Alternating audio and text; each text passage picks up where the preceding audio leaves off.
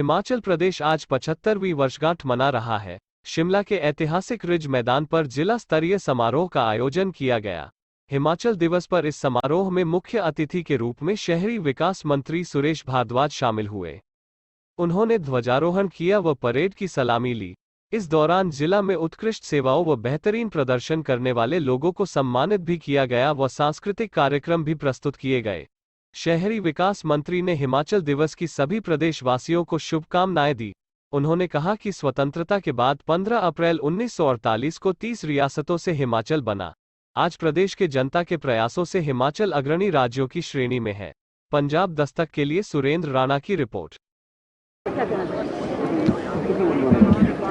हिमाचल वासियों के लिए आज बड़ा गौरव का समय है जब हिमाचल प्रदेश के सृजन के 75 वर्ष पूरे हुए हैं। तो भारत के यशस्वी प्रधानमंत्री जो आज सारी दुनिया में विश्व नेता के रूप में जो है जाने जाते हैं, आदरणीय श्री नरेंद्र मोदी जी ने हिमाचल वासियों को अपना संदेश दिया। हिमाचल प्रदेश में पिछले 75 वर्षों में जो प्रगति हुई है उसका उन्होंने बखान ही नहीं किया वरन प्रशंसा की। 1948 में जब 30 छोटे छोटे प्रिंसली स्टेट्स थी, जो राजा महाराजा राणा ठाकुर जो है वो उन पर राज किया करते थे,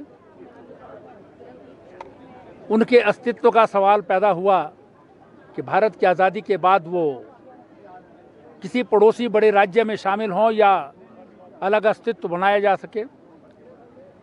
उस समय कि हमारे स्वतंत्रता सेनानियों ने, प्रजामंडल के नेताओं ने उन 30 रियासतों को इकट्ठा मिलाकर के एक नए प्रदेश को जन्म दिया जिसका नाम हिमाचल प्रदेश रखा गया। 10% लिटरेसी रेट था उस वक्त,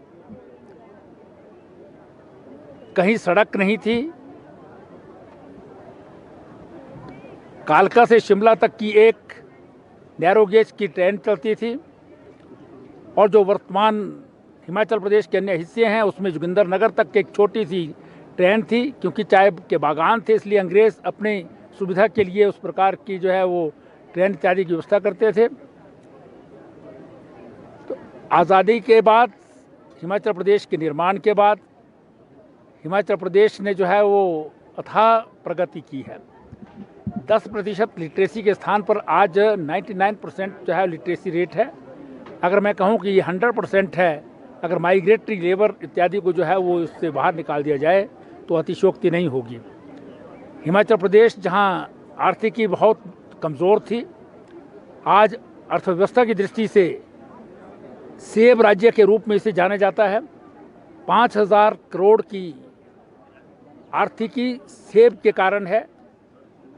और इसी प्रकार से जहाँ बिजली अर्थव्यवस्था की दृष्टि से सेब राज्य के रूप में इसे जाना जाता है, 5000 करोड़ की आर्थिकी सेब के कारण है।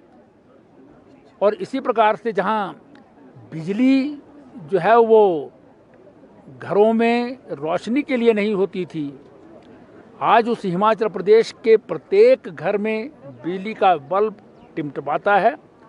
और साथ ही साथ जो है वो देश का सरप्लस ऊर्जा राज्य के रूप में भी जाना जाता है।